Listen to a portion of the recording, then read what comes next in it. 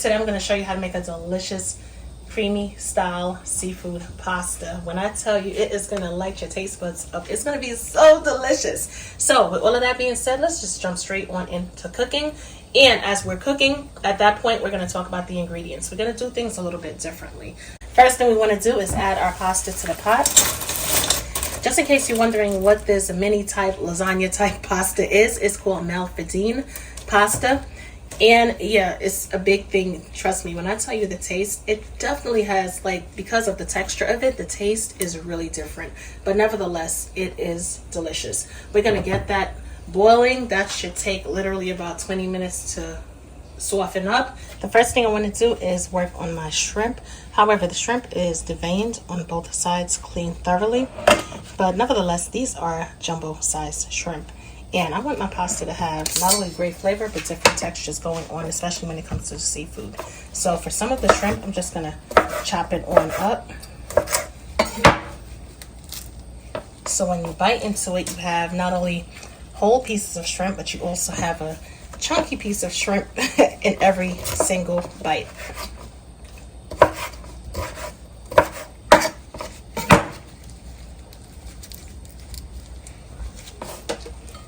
Let's just take the tail off first, discard it, and let's chop the shrimp on up.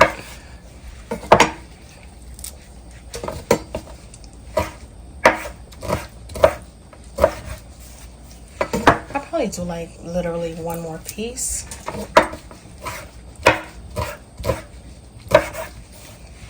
Let's get our shrimp back into the bowl. We are also going to incorporate some lobster tails with this seafood pasta as well. Let's cut this lobster tail on up. Nice chunky sized pieces. And we're going to add it to our shrimp. This is another lobster tail that was de-shelled off camera. Let's get it all in there. And I think we got one more lobster tail.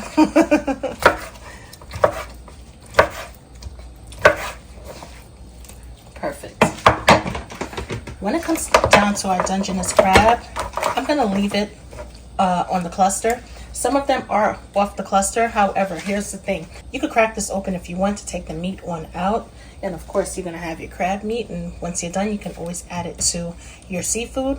Or you can just basically leave it in here for presentational purposes. Today, I'm going to leave it in here for presentational purposes.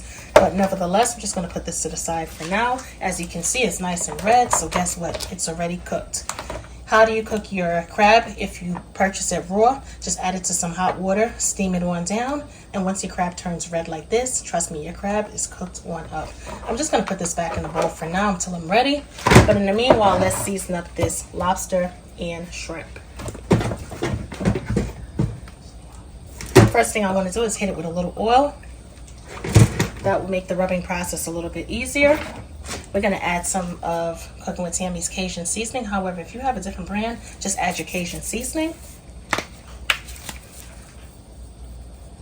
Good amount, of course. We're also going to add some Cedarwood smoked seafood seasoning. If you don't have this, you can definitely add Cedar plank salmon seasoning. The flavors are very similar. Going to add a good amount as well, and this is going to give it a nice citrus kick.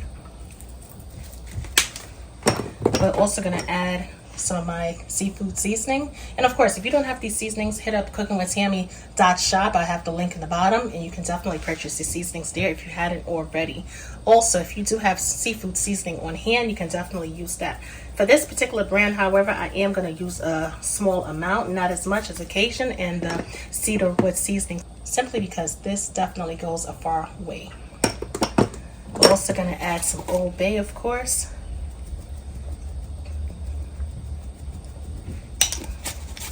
Everything is basically seasoned to taste. And we're also going to add some paprika for color. The paprika has no flavor, but it is going to give it an awesome color. We're also going to hit it with a little salt and pepper, simply because my seasoning brands does not contain a lot of salt. However, the Cajun seasoning does not contain any salt whatsoever. Once we're done, we're going to get in there. We're going to mix it up really, really good. Make sure everything is perfectly coated with seasoning. want to add a little bit more paprika because I want the color to stand out in this dish.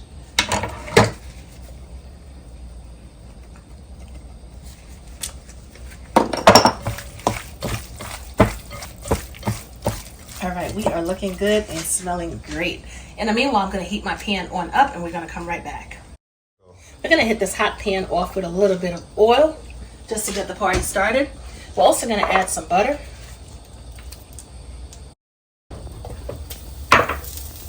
Make sure the pan is nice and hot.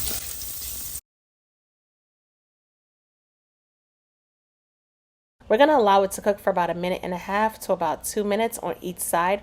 Now, I'm not going to be fussy about whether or not if the seafood is going to be cooked all the way through, simply because we're going to fully cook it through later on.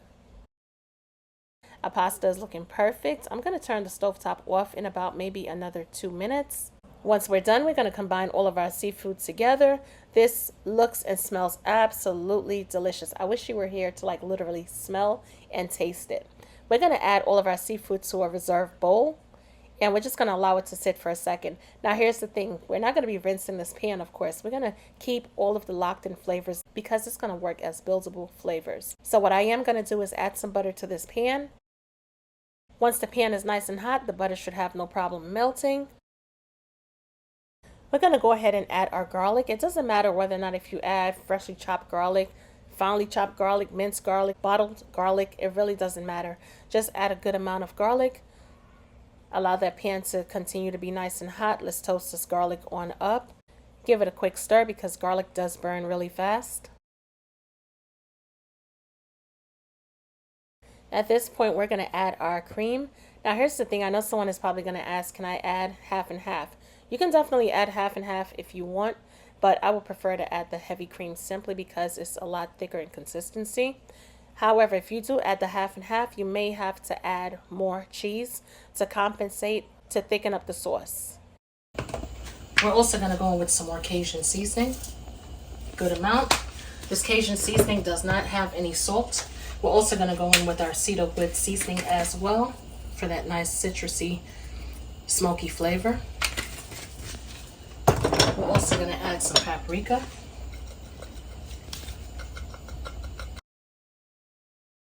To step the flavors on up and bring this seafood pasta on home, we're going to incorporate some sun-dried tomato, basil, and cheese pesto.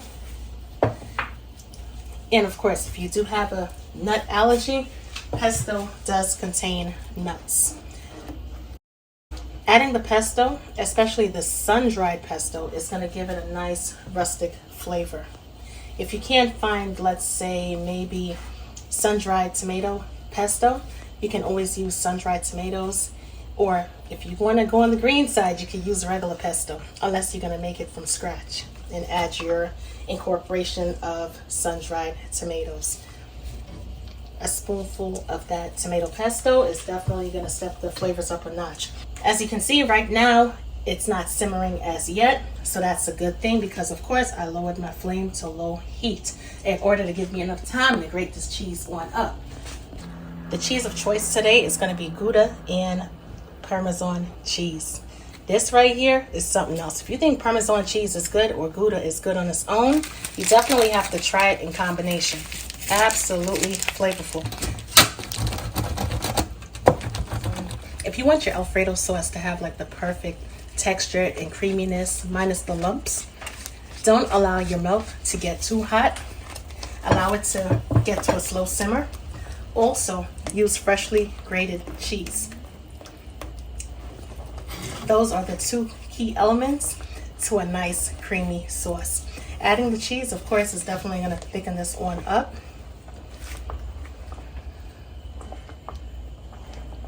I mean, you can visually see it already. Perfect. We're going to add some sun-dried tomatoes as well.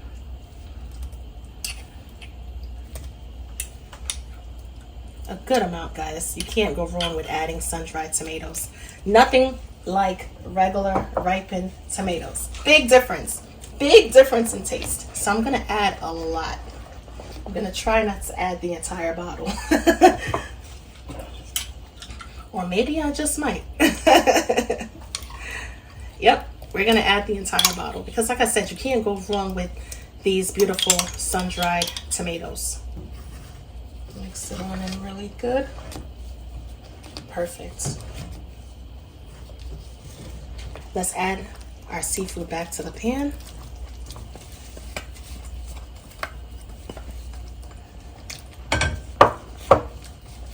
At this point in time, if your seafood is not cooked all the way through, no worries. At this point in time, everything will definitely be cooked all the way through. I'm gonna add our pasta back to this pan of beautiful seafood sauce. I'm gonna mix it on in really, really good.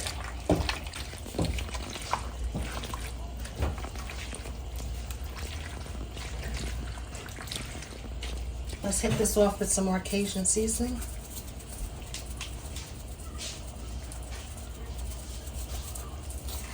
A little bit more Old Bay seasoning as well.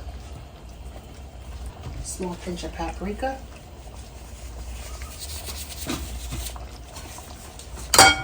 And let's incorporate it one more time.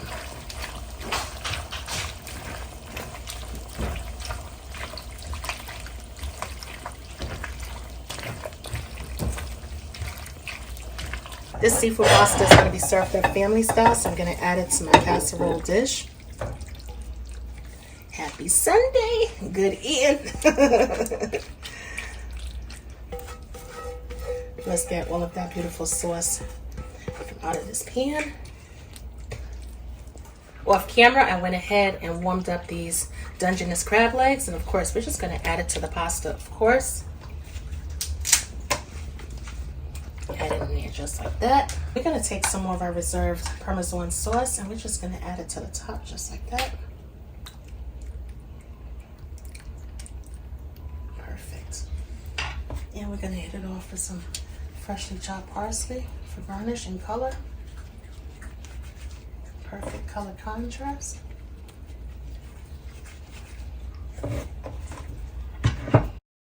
And our family style seafood pasta is done.